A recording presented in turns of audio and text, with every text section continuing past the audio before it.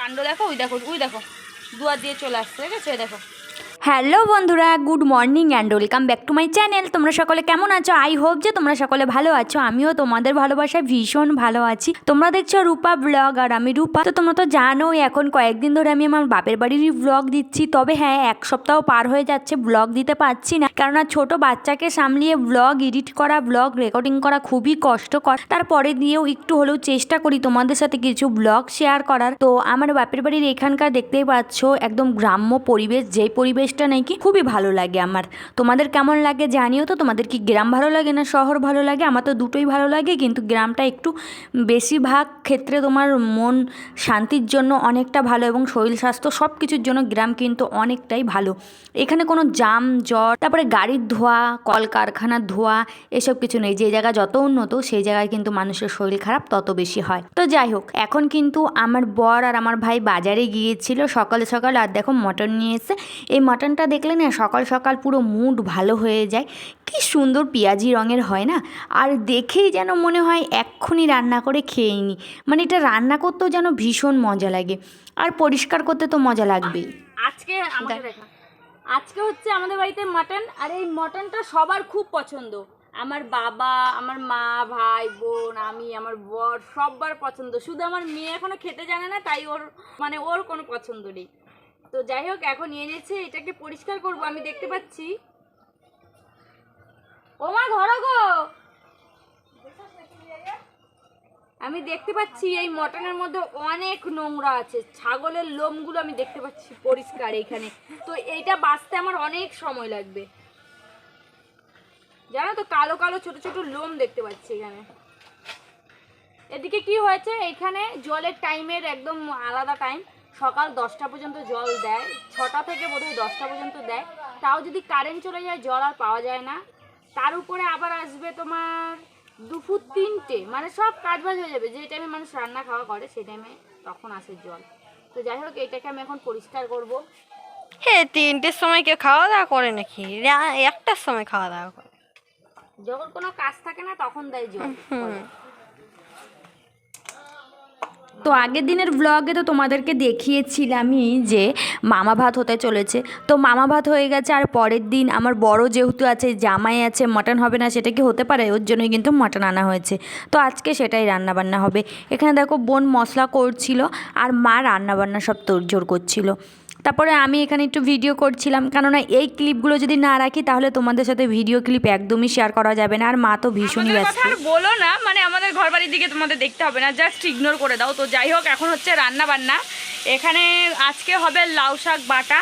তো লাউ শাকটা কুচিয়ে দিয়ে দিয়েছি, বোন ধুয়ে এনে দিয়েছে। মানে আমরা 3জন হাতাহাতি, মানে বেশি মাই কাজ করছে, আমরাও একটু হেল্পার মাত্র। তো যাই হোক, আমি লাউ শাকটা কেটে দিয়েছি। মা সেটাকে মানে তেলে, তোমরা জানো লাউ শাক বাটা খেতে ভীষণ ভালো লাগে যারা যারা খাও। তো ওই লাউ শাকটা বাটা করা হবে, আর বেগুন ভাজা, পটল ভাজা, আর হচ্ছে তোমাদের ডাল, আর হচ্ছে কিন্তু মটন কষা। তো মটন কষা তো যেতে খেতে দারুণ লাগে। তো এখন মেয়ের খাওয়ার টাইম হয়ে গেছে, 1:45 বাজে দুপুর। এই দেখো কি করছে, দেখো না, মামা বাড়ি এসে বেশি দুষ্ট হয়ে গেছে। ওর খাওয়ার সময় হয়ে গেছে, 1:45 বাজে। এখন ওর খাবারটা পেস্ট করব, দেন আমি সব মশলাগুলো মাকে পেস্ট করে দেবো। তারপরে মা রান্না করতে থাকবে, আর আমি ওদিকে বেবিকে খাইয়ে দেবো। তুই এখানে বস বস বস। আর এই যে জামাই দেখো ল্যাদ খাচ্ছে শ্বশুরবাড়ি এসে, কেননা শ্বশুরবাড়ি আসলে নাকি ওর শরীর চলে না। ও এখন ল্যাদ খাচ্ছে, শুয়ে পড়েছে। তো যাই হোক, এখানে রান্নাবান্না চলছে। তো আমি এখন এখানে বোন ছাড়াচ্ছিল ফুল, তোমরা যেন ফুল করে।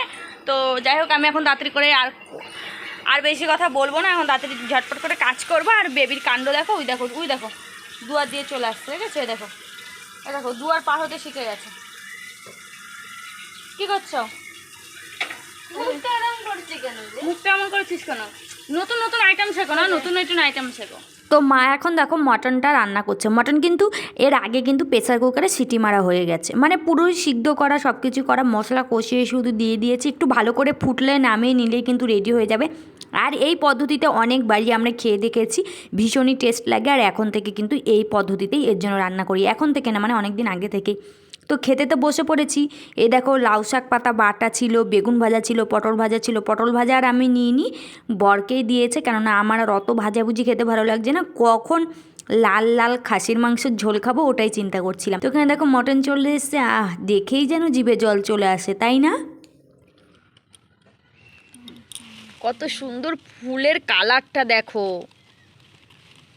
আমরা এখন ফুল করতে বসেছি। এখানে দেখো ফুল করা হয়েছে, এই দেখো ঘরে আরও অনেকগুলো করা হয়েছে। এগুলোর কালার জাস্ট লাইক আ ওয়াও, একদম হেভি সুন্দর।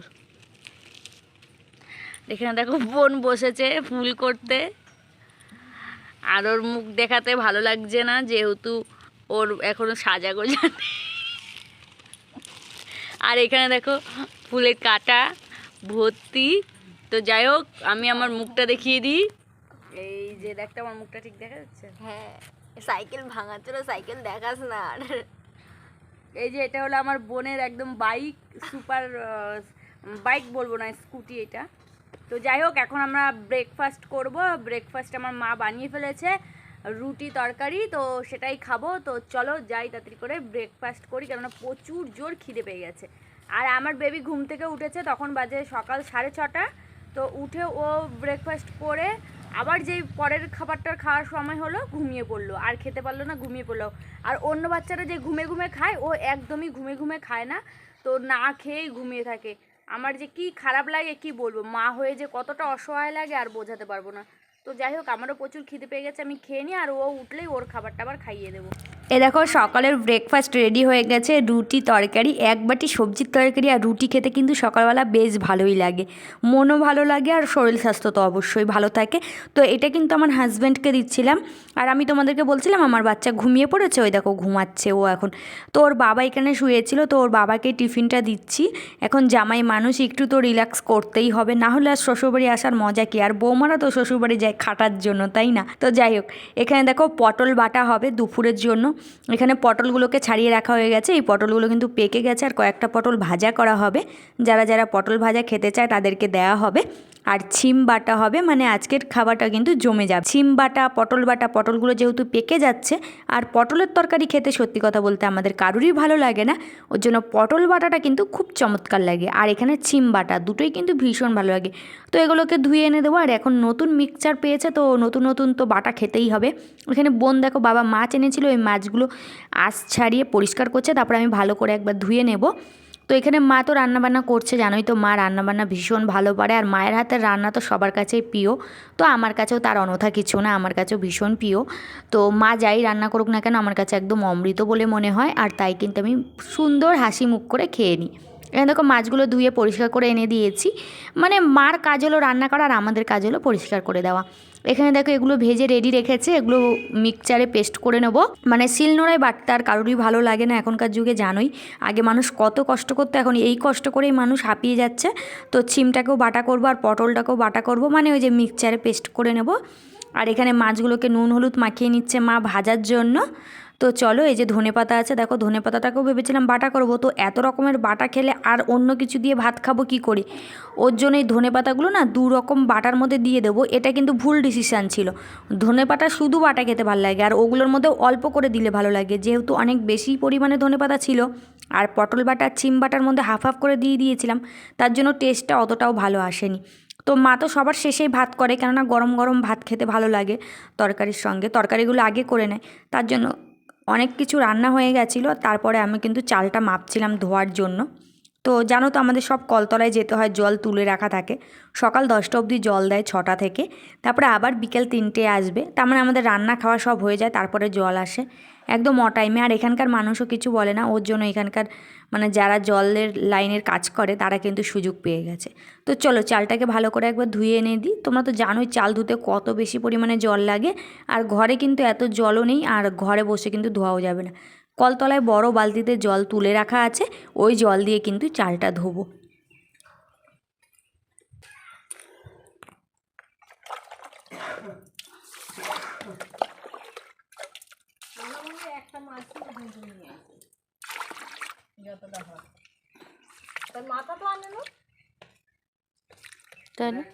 তো মাকে তো চাল ধুয়ে দিয়েছি, মা ওইখানে ভাতটা বসিয়ে দিচ্ছে। আর এখানে ওই যে বললাম না যেগুলো বাটা করব, ওগুলো দেখো উঠোনের মধ্যে ফিট করা হয়েছে, কেননা মেয়ে না ঘরে ঘুমোচ্ছে, আর ওর কানের ধারে যদি আমি মিক্সচারটা চালাই তাহলে কিন্তু ও ঘুম থেকে উঠে পড়বে, তাই ওর কানের কাছে না চালিয়ে উঠোনে নিয়ে এসেছি।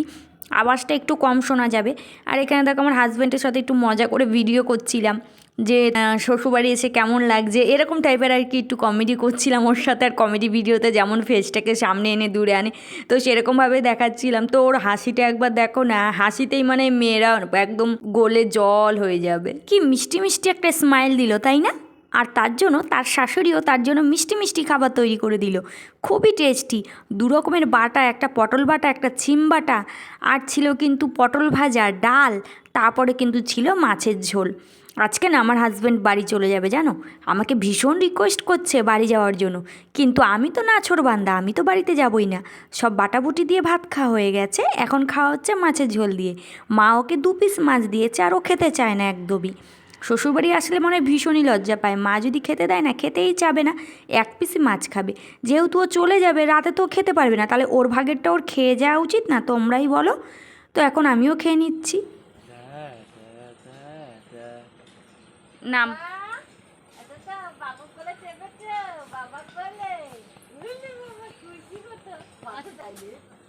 আচ্ছা আচ্ছা বাবার জামাই দেখো খাবার লেগে গেল। না না টাটা দিই না, টাটা টাটা, যাও যাও, আর বেশি দেখলে আরো কাঁদবে। দেখছি না না না কিচ্ছু না। থাক থাক টাটা থাক, হ্যাঁ থাক, হ্যাঁ থাক, থাক, যাও। দেখো বলে বোঝে না, সব বুঝে, সব বুঝে। ও এখন বুঝতেই পারছে যে অন্য সময় তো তোমার সাথে এরকম করে, এখন বুঝতেই পারছে মাঝে চলে যাবে। জামা প্যান্ট পরা দেখছে না, বুঝতেই পারছে যে বাবা চলে যাবে। যা মাছে কেটে, যা মাছে ঘুরতে নিয়ে যাবে, হাম্বা নিয়ে যাবে, হাম্বা হাম্বা, এই যে হাম্বা আছে, যা মাছে কেটে যা। মেয়েরা বুঝি একটু বেশি বাবা ভক্ত হয়, তাই না? মা ওর জন্য সারা দিন রাত এক করে দিচ্ছে। দেখো, মায়ের জন্য কান্নাকাটি নেই, বাবার জন্য কান্নাকাটি। এখন জানো তো, ওর বাবা জামা কাপড় পরলেই বুঝে যায় ওর বাবা বাইরে কোথাও যাবে। আজকের ব্লগটা কেমন লাগলো জানিও, যদি ভালো লাগে একটা লাইক, কমেন্ট, শেয়ার করে আমার পাশে থেকে, নতুন কেউ হলো চ্যানেলটিকে সাবস্ক্রাইব করে দিয়ে পাশে থাকা বেল আইকনটা ক্লিক করতে কিন্তু একদমই ভুলো না। তো টাটা, বাই বাই।